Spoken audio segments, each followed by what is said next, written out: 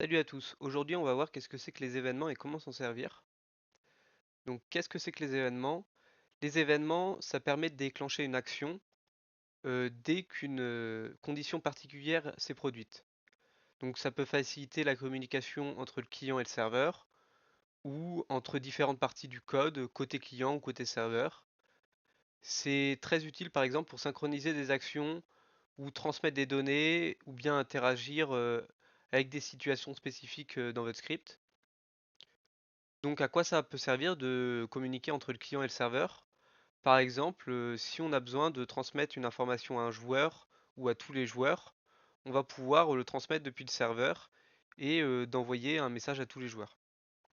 Ça permet également aux joueurs eux-mêmes de faire en sorte que, par exemple, les données du joueur, donc par exemple son inventaire, son loadout, etc., soient sauvegardées dans côté serveur. Et ensuite, le côté serveur, il peut ensuite sauvegarder toutes ces informations-là dans une base de données pour que quand les joueurs se reconnectent, ils aient de nouveau leur inventaire.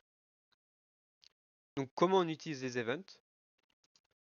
Donc, il y a plusieurs fonctions, etc. La première fonction, c'est add-event-handler qui permet de dire ce que va faire l'événement comme une fonction. Donc, on a add-event-handler, on définit le nom de l'événement, la fonction, ses arguments. Donc on peut y passer des arguments comme n'importe quelle fonction. Et ensuite, dans l'événement, on va écrire le code qui va se produire quand l'événement va être déclenché. Pour déclencher un événement qui est déclaré côté serveur depuis le client, on va faire trigger server event. Et il y a aussi du coup la fonction register net event, parce que si vous faites simplement un add event handler et qu'ensuite vous essayez de déclarer cet événement, de l'appeler, bah ça va pas fonctionner, ça va vous mettre une erreur. Parce qu'il faut d'abord déclarer l'événement euh, pour autoriser à qu'il soit déclenché par exemple depuis le client. Et comment on fait pour le déclarer? On utilise la fonction register net event, ou simplement on va register net event, le nom de notre événement. Et ensuite on va pouvoir écrire add event handler. Donc là on a un exemple de code, register net event, le nom de l'événement, add event handler, une fonction, des potentiels arguments et le code qui va être effectué. J'ai trouvé un schéma sur le forum CFX qui illustre bien tout ce qu'on peut faire avec les événements. Donc il y a deux fonctions qu'on n'a pas vues, c'est Register Server Event et Trigger Client Event. Register Server Event, il permet de déclarer un événement côté réseau côté serveur. Et Trigger Client Event, il permet d'appeler un événement Register côté client depuis le serveur.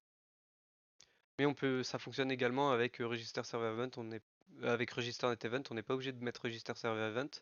Donc ça permet d'avoir une spécification comme quoi l'événement il est bien déclaré côté serveur. Et du coup, on va voir un peu comment tout fonctionne. On peut par exemple ici déclarer un événement côté client et pour l'appeler, on va utiliser Trigger Client Event. Ici, on peut déclarer un événement côté serveur et pour l'appeler, on utilise bien Trigger Server Event. Donc voilà un peu comment tout fonctionne. Je vous laisse mettre pause et regarder un peu comment le schéma est fait. Ça m'avait beaucoup aidé au début pour comprendre comment bien utiliser les événements. Là, ce qu'on va faire, c'est qu'on va coder des petits événements et jouer avec pour un peu pratiquer. Pour ça, du coup, il faudra dans votre source que vous ayez un fichier client et un fichier serveur qui sont bien déclarés dans votre FX manifest. On va démarrer notre serveur et on va passer une game pour jouer un peu avec les événements. Voilà, une fois qu'on a démarré le serveur et qu'on s'est rendu une game, ce qu'on va faire, c'est qu'on va d'abord déclarer un événement côté serveur qu'on va appeler côté client. Donc pour l'appeler côté client, on aura juste à redémarrer le script et comme le fichier client va s'exécuter automatiquement, c'est comme si le serveur il exécutait une action. Pour déclarer l'événement côté serveur, ce qu'on va faire, c'est qu'on va taper du coup register server event, le nom de notre événement, donc mon event, serveur, et l'action qui va être exécutée quand on va appeler l'événement. Du coup, add event handler, le nom de notre événement, donc mon event serveur. virgule fonction. Des potentiels arguments qui vont être passés, ce qu'on va faire, c'est qu'on va passer un argument qui va s'appeler test. Et on va print mon event server, deux points, l'argument test. Et on va arrêter notre événement ici. Comment on va faire pour appeler cet événement côté client? On va faire tout simplement un trigger server event. Le nom de l'événement qu'on va appeler, du coup là c'est mon event server. Et du coup on va passer l'argument test qui va être un chiffre et on va mettre le chiffre 5. Donc logiquement là, quand on va appeler l'événement côté client, côté serveur, c'est censé nous afficher notre événement, du coup mon event server et l'argument qui est du coup 5, du coup mon event server 2.5. Alors j'ai mal nommé ici l'événement côté serveur, donc ça n'a rien déclenché, c'est normal. Si on redémarre le script, on voit bien que mon event server s'est bien affiché dans la console côté serveur. Et là, on aimerait bien savoir quand même qui déclenche cet événement côté serveur, parce qu'il y a un événement qui est déclenché, mais on ne sait pas qui l'a déclenché. Et on va dire qu'il y a une variable cachée un peu, qui s'appelle source, et qui correspond à la source, comme son nom l'indique, d'où provient le déclenchement de cet événement. Donc si on print source et qu'on redémarre notre script, on voit bien que c'est 1 qui s'affichait. Et la source, elle correspond à l'ID, à l'identifiant du joueur qui a déclenché l'événement. Donc là, c'est l'ID 1 parce que de toute façon, j'ai qu'un joueur in-game et c'est. Et là, on peut voir que c'est l'ID 1. Et, et maintenant, on va vouloir déclarer un événement côté client et l'appeler côté serveur. Et comment on fait pour appeler un événement côté serveur? Comment on sait à qui on l'envoie? Bah, c'est toujours grâce à cet identifiant-là. Donc, ce qu'on va faire, c'est qu'on va register net event. Cette fois-ci, on va l'appeler mon event client, add event handler, mon event client, virgule fonction. On va passer un argument cette fois-ci message. Et ce qu'on va faire, c'est qu'on va tout simplement afficher le message dans la console client.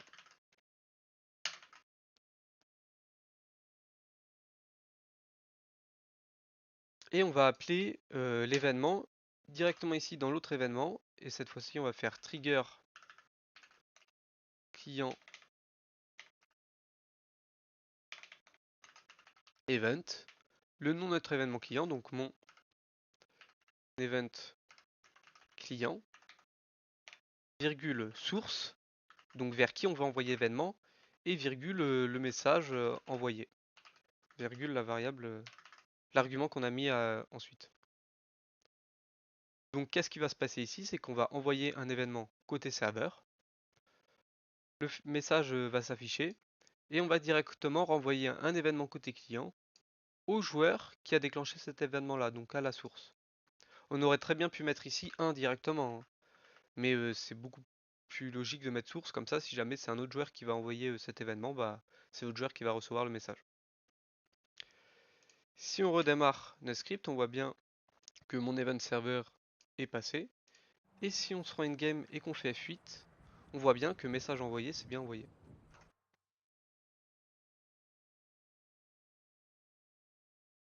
Donc là, ce qu'on a réussi à faire, c'est envoyer un event côté serveur et également envoyer un event côté client. Ce qu'on peut également faire en déclenchant un événement côté serveur, c'est l'envoyer à tous les joueurs. Donc pour ça, au lieu de mettre un identifiant ici, ce qu'on va faire, c'est qu'on va mettre -1. Si on redémarre notre serveur, on va voir qu'il n'y a pas de changement, qu'on a toujours reçu le message. Sauf que s'il y avait plusieurs joueurs en jeu, quand on met -1, bah, tous les joueurs reçoivent le message. Faut éviter au maximum de faire ça, le -1, parce que ça veut dire que si vous avez 100 joueurs, il y a 100 événements d'un coup qui vont s'envoyer à tous les joueurs, et du coup c'est pas du tout optimisé de faire ça. Et si on a trop d'événements -1, ça peut être un facteur qui va pouvoir faire crash notre serveur tout simplement. Donc voilà, c'est tout pour cette vidéo sur les événements. J'espère que vous avez pu comprendre comment ça fonctionne les événements et qu'est-ce que c'était. Si vous avez besoin d'aide, n'hésitez pas à aller sur le Discord qui est en description. Et abonnez-vous et mettez un like si la vidéo elle vous a plu. Sur ce, on se retrouve pour une prochaine vidéo.